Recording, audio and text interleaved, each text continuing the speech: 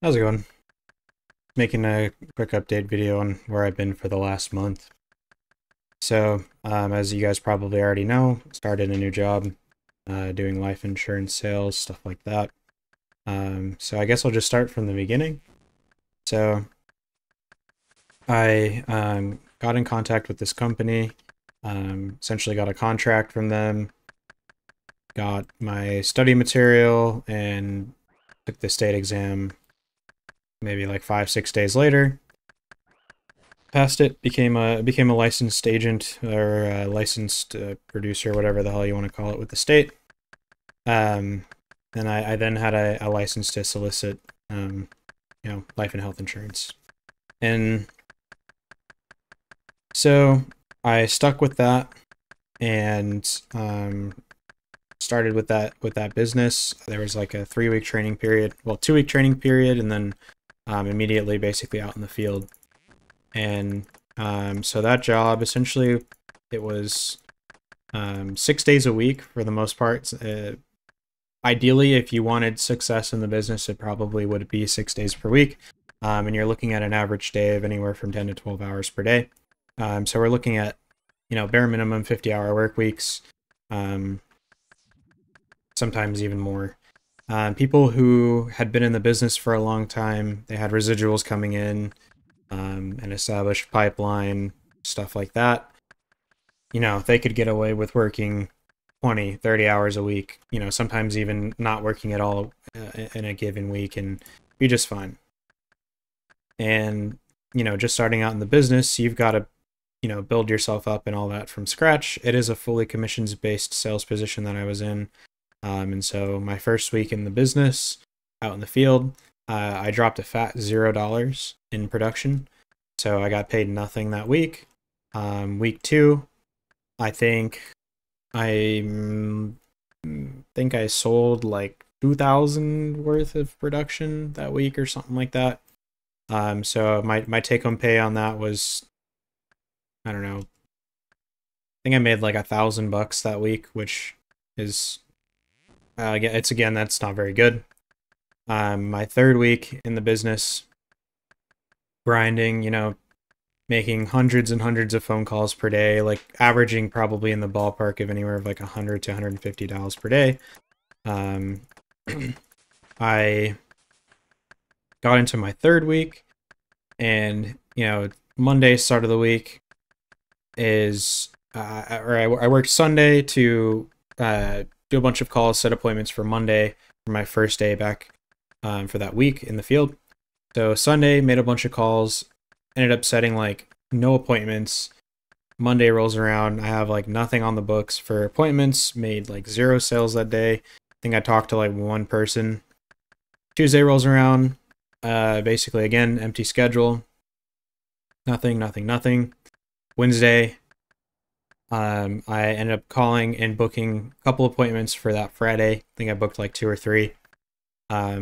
Thursday, had nothing on the books again, so I blinked out. So Monday through Thursday was, 10 plus hours of work, $0 made no sales, made literally like no appointments, nothing.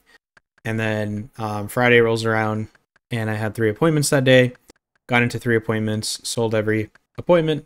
And then my take home pay for that week was like 4 or 5 grand. So I made like nothing for like almost 3 weeks straight. And then my third week in on Friday, like last day of the week, I pulled in like 4,000 or $5,000 for myself, somewhere in that ballpark. I think it was like 4,300 or something. I'd have to check, but which was crazy because I've never made that much money in a single day. Although, obviously all the work that I put in leading up to that point, like if you counted that, the hourly rate there is still pretty good. I mean, making $4,000 or $5,000 in a week, that's more than some people make, in a month. So I was very happy with that. And then needless to say, the fourth week, I blanked again, made no money. And then my company was having like an event, and my company is based in Massachusetts. I live in Missouri, so halfway across the country. And so They were having this event. They wanted everybody to come out that could make it. The only stipulation with that is that we are all independent contractors. And with that being said, everything in terms of travel expenses, lodgings, all that sort of stuff, whatever, it's all out of pocket. The company doesn't cover it, doesn't reimburse you for any of that. And it's a tax write-off because it's a business expense, you know, when tax time comes around. So you spend all that money up front and you don't get to see any of that money back until you get it deducted off, you know, the taxes you owe, because there's no taxes taken out on your commissions. And so the plan essentially was, I have family in New York City, and the plan was to do an extended trip. So I would go to New York City, see my family, stay with them, obviously save on lodgings, food, stuff like that. Just simply because it's also cheaper to go to New York City than it is to go to Boston or any of those, you know, areas in Massachusetts, generally speaking. And so it was like significantly cheaper. I think the flight round trip for 2 people was like under $500, and then the round trip to Boston for 2 people was like double that. So went to New York, and then we decided when we get to New York, we would then figure out exactly what we were doing, how we were getting to Massachusetts, where we'd be staying, things like that. And so the time that I'm there, not really working, just kind of, you know, hanging out, enjoying family, you know, just doing what you normally do if you go to New York. And the plan was that we were going to catch a train from New York Penn Station, and that train would take us to Springfield, Massachusetts, their Union Station, and we'd have a coworker come pick us up. And so we get picked up, or sorry, we head over to New York Penn Station, we hop on the train, and our arrival time for Springfield, Massachusetts is like 1 o'clock in the morning. And so we're about like, I want to say 30 minutes out from Springfield, the Union Station there. And I get a text basically saying, hey, no one's going to be there to pick you up. So we arranged this like late travel time with somebody to pick us up. And we get to Massachusetts in Springfield, and it's like 1 a.m. Nobody's there to pick us up. So walking around the city of Springfield, which I don't know anything about. I've never been to Massachusetts. I've never been to Springfield. I don't know anything about that city. And essentially walking around at like 1 o'clock in the morning, looking for a place to stay. And so we ended up finding a hotel. Obviously paying out of pocket for that hotel. We stayed there for the night, and then we were told we were going to get picked up that morning, or that following morning. So I was like, all right, no big deal, whatever. It was late, got the hotel, checked in, went to sleep, and woke up around like 6 o'clock, 6:30 the next morning. Had a text sent to me at about like 7 o'clock saying, hey, no one's picking you up this morning. You just got an Uber. I'm like, what the hell? So go ahead, log into Uber, check the Uber prices to, you know, where we're trying to go. And an Uber from Springfield to where we were trying to go in Massachusetts was $200. And there's no way I'm paying $200 out of pocket for an Uber to go to a work thing. And so I was like, all right, let me look for something else. And there was a Greyhound bus leaving in like 2 hours at this train station where we arrived. So we decided to take this Greyhound bus to Framingham, which was pretty close to where we were trying to go. I think it was like 40 minutes out. And I was like, hey, if we get to Framingham, can you get us? And they were like, yeah, somebody will get you. And I was like, we're going to be in Framingham at this time. It was like 1 o'clock or like noon or something. I don't know. It was sometime around noon. About 15 minutes before we get to Framingham, I get a text saying, again, nobody's picking us up and we just have to Uber.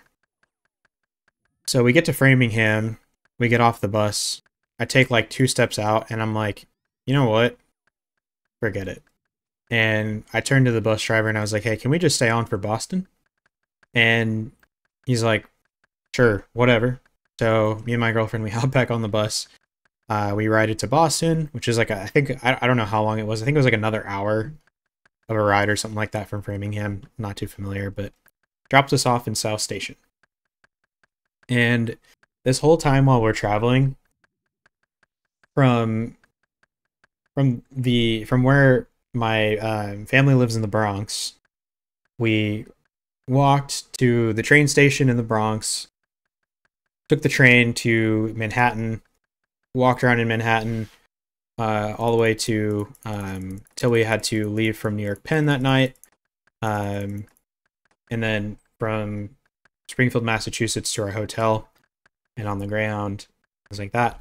So all that time traveling, I had all of our stuff on me, like on my back in a backpack. So I'm carrying this 60-pound backpack with just all of our stuff the entire time. We get dropped off in Boston at South Station. And I don't know anything about Boston. Did no research because I did not expect to end up in Boston. And I've never been there. I don't know anyone that's from Boston. And so we're walking around the city from South Station. We walk through, you know anything about Boston, we walked through Chinatown. Walked through the Boston Commons, I think it's called. It's like this like park area. I guess it's like their equivalent of like Central Park. Walk through this the Commons there, and walk through like the north side of Boston, whatever that's called, over towards I think it was like the St. Charles River or the Charles River or something like that. We crossed that bridge to take us into Cambridge because there's a hotel over there that was like a reasonable price over in Cambridge. So we walked for like an hour through all of Boston from the south end all the way to like the northwestern end, get to this hotel, and it's like maybe 2-3 p.m. and they're sold out. They have no rooms available. So they're like, hey, try this hotel across the street. And so I go to this hotel across the street. I'm completely exhausted from walking around with this stupid backpack on my bag or on my back. And we get to this hotel and it's like a 4-star hotel and it's $620 something for one night. And that's before taxes and before any fees. And at this point, I'm so tired. I'm just like, you know what, forget it. And handed them my card. We got all checked in. And we took our stuff upstairs to this hotel. And like, albeit it was a really nice hotel. I mean, I guess, 4-star hotel. I don't know anything about hotels. I hardly ever stay in them, but it was a pretty nice hotel from what I could tell. We dropped our stuff off probably around like 2 p.m. and then we went back out and we finally then figured out there's a railway that's actually pretty all right for Boston in the city. So we then started taking the rail to go explore different parts of the city, find food, check out, any touristy things we could do there, whatever. We just kind of traveled around and explored Boston for the rest of the night there. It's like, maybe I want to say 8 or so p.m. We're getting a little tired, so we head back to the hotel, we relax, and we decide, all right, let's go check out and see like what the nightlife is like. And at this point, I spent pretty much all of the money that I had planned to spend on like the entire trip in one night. I was not expecting to spend more than $1,000, like split between, New York City, because we didn't have to pay for food or anything while we were there, but also for, staying with and splitting lodgings with other people who were there in Massachusetts. And so I already spent up everything that I thought I was going to spend, and I was obviously not happy about that. I didn't really want to be spending more money than that. I already budgeted like what I thought was a pretty all right amount for this trip, but I guess not. And we decide, all right, let's go check out the nightlife and see kind of what Boston's about. And Boston is kind of a college town. There are a lot of like major colleges in the area, obviously. So there's a lot of people who are like a little bit younger than me, who are out and about, you know, I guess drinking, doing whatever. But there's a lot of stuff that's open, you know, relatively late in Boston, which is a pretty nice change of pace from Kansas City. Around here, like everything except for bars really seem to close around like 8 p.m. There's pretty much nothing to do, and it was nice. Like I thoroughly enjoyed Boston, you know, despite the fact that we were there, kind of on a whim. We weren't really supposed to end up there, whatever. Ended up really liking it, and we head back home and or back to the hotel, and I go to use the restroom. And in our hotel, you know, we have this nice fancy restroom, nice walk-in shower, everything was super upscale looking, whatever. And I'm like, you know, damn right, it might as well be, because you know, I paid nearly $1,000 after fees and taxes. The hotel was $850 for the night, for one night. And I was like, I spent $1,000 on a freaking hotel, like it better be nice. And so I go to use the restroom, and I flush the toilet, and I look down at it, and you know, the toilet makes some noise, but the water in the bowl, nothing happens. Like it just doesn't do anything. Kind of looking at it, like scratching my head, like, you know, what the hell's wrong with this thing? I pull the back of the tank off to look inside, and it, you know, all the water drained out, and I'm like, the hell's going on?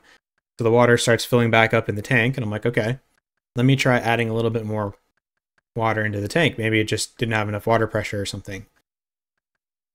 So I lift up I push the lever down, get a little bit more water in there. I flush the toilet one more time, and I'm looking down on it, and it's just not doing anything. Like nothing's happening. I'm like, what the hell's wrong with this toilet? And all of a sudden, my feet start getting soaked, and all of the water just starts coming out of the floor from like under the toilet. And so I'm like, what the hell? So like my feet are soaked. I run and grab a bunch of towels. You know, I throw the towels down. I'm like soaking up as much water as I can. And the entire night, like it's already so late at this point, we like don't even really care, because, you know, we're going to wake up in the morning, and we're pretty much heading right out of the hotel.